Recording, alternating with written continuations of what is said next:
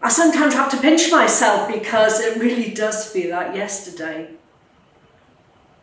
And it was 15 years ago I got that diagnosis, and I thought I was going to die because I thought HIV back then was a death sentence. I'd seen the movies on the telly, I'd seen the pop stars, I'd seen the movie stars dying of AIDS as it was back in the 80s, and thinking to myself, that's never ever going to happen to me because I'm a woman, I'm white, I'm heterosexual, and feeling quite safe with that notion I thought was true.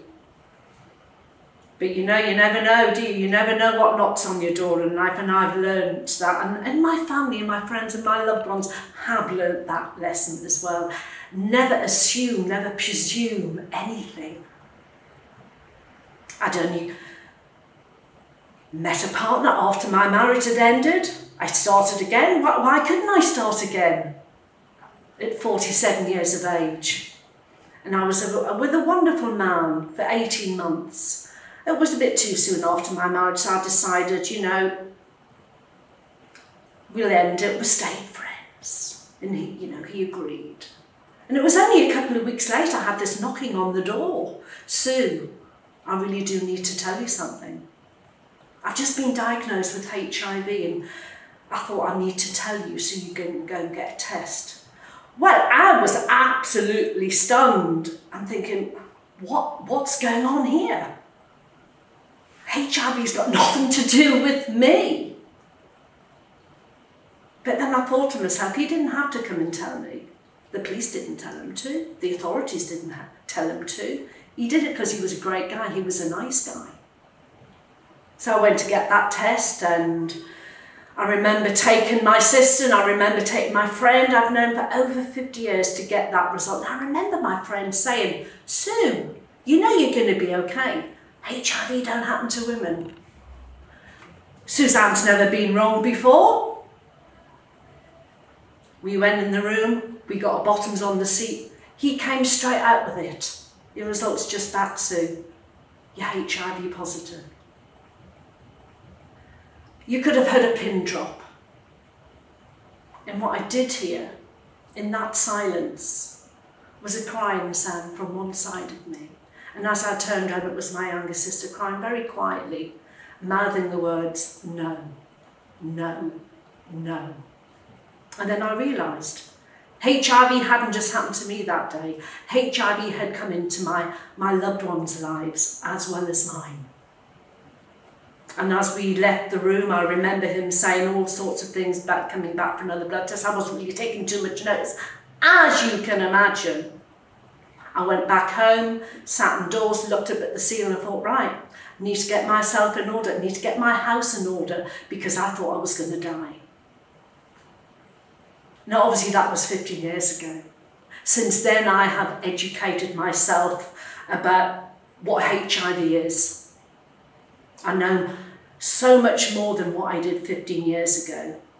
And I knew, thinking it was a death sentence, it was because of the fear of not knowing or understanding what HIV is. I went on to medication pretty quickly. My consultant said to me, oh, within 6 months, Sue, you'd just be living, your life will be okay. And I thought, what is he talking about? He does that. I just went along with it. And I did start to feel okay, emotionally, mentally. I didn't tell anyone. I didn't tell anyone I was HIV positive, apart from my close friend Suzanne and some family members.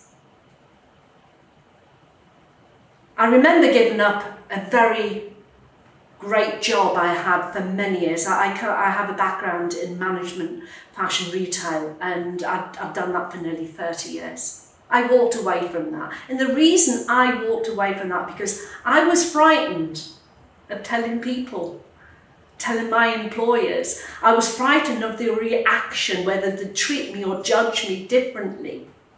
So I closed the door and I left. I started volunteering for this amazing charity. I didn't really know what the Tone Safe and Trust was back then, but I'd been told it does good work in the community, and that was good enough for me. And as that work was going on, I got some also other support from the charity. I met other positive people. But throughout this time, I still hadn't told a particular person in my life. One of the most important persons in my life, my daughter. You see, she was only 8.5 when I was diagnosed with HIV. I wanted to educate myself before I even had that conversation with my child. And I had medical professionals telling me, oh, you've got to tell your daughter, Sue. You've got to tell her. I always remember something my mother used to say to me. Mother knows best. Mother knows best. When she told us off, I thought, Mother does know best, and this mother knows best.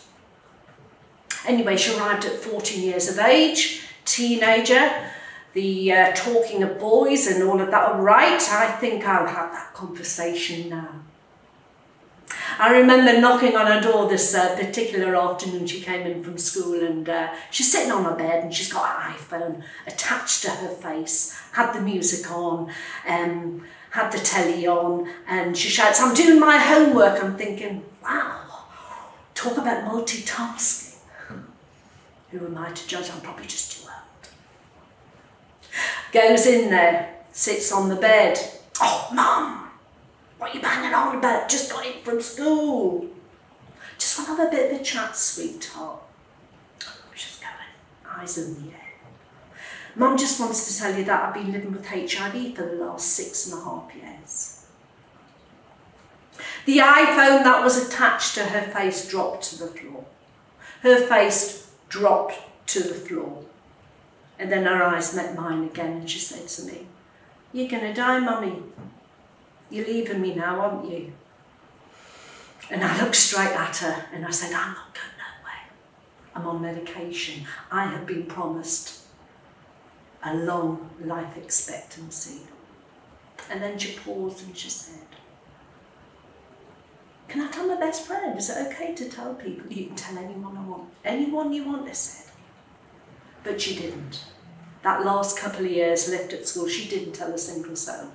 She kept that secret that I burdened her with inside and didn't tell a single soul. That took its toll. She had some mental health episodes at school.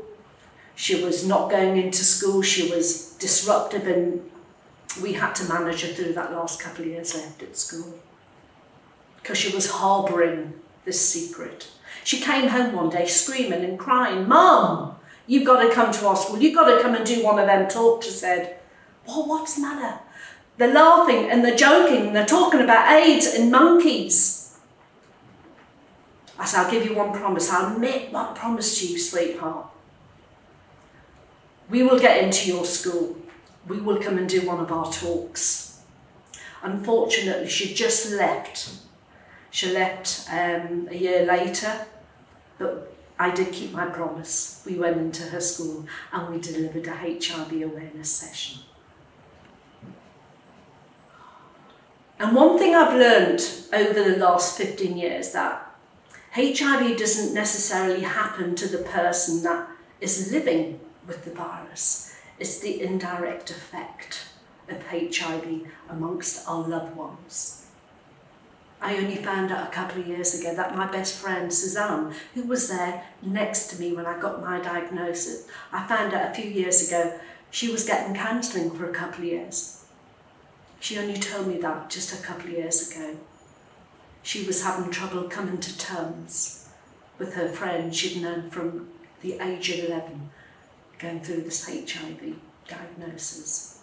So HIV doesn't affect people actually living with HIV, it affects our loved ones and the people around us. I have a wonderful life now. Yes, I've had marriages. I know, I see that quite sort of, I've had partners and I have a partner at the moment and I've never let HIV stop me. I know I will never ever let HIV define who I am and who I want to be. And I will spend whatever life, and there's going to be a lot. I keep telling my daughter that. Oh, you're going to be around for the grandchildren. Yes, but I'm going to be too old to look after them. I'm too busy. I know. HIV is not going to get me. I take 1 pill a day, every day. HIV won't get me. Something else might come along and get me, but hey, I'm not thinking of that. Stigma. There should be a law against it. Stigma. I met a partner, well, a potential partner, about 5 years ago. We got on well. We had that rapport instantly, you know, when that happens, you have that conversation and you know something clicks and you've got that you know what I'm talking about. And I thought, what have I got to lose? We'd seen each other a couple of times. What have I got to lose? He knew about the work that I was doing. I said, I just want to let you know I have been actually living with HIV for the X amount of years. He paused, he looked at me and he said, with this facial expression, I value my health too much to have a relationship with you. And I paused and I thought to myself, I wonder when, or if ever, you have ever had a HIV test. Yes, that destroyed me for a while, for a time. And then I thought to myself, okay, there is still work to be done. There is still a lot of work to be done. You probably never ever has had a HIV test, but I picked myself up, dusted myself down and carried on. And I've met some wonderful people since then. I have got a circle of friends I would never have ever imagined having since my diagnosis. And people often very much say to me, what do you think, what happens if you wake up soon and you get a phone call from your consultant and they say to you, oh no, we've made this massive mistake. You're not HIV positive. I will still continue, if that was going to happen, I would still continue to do the work I do in the community to raise awareness and break down the stigma of something that really, really can happen to anyone.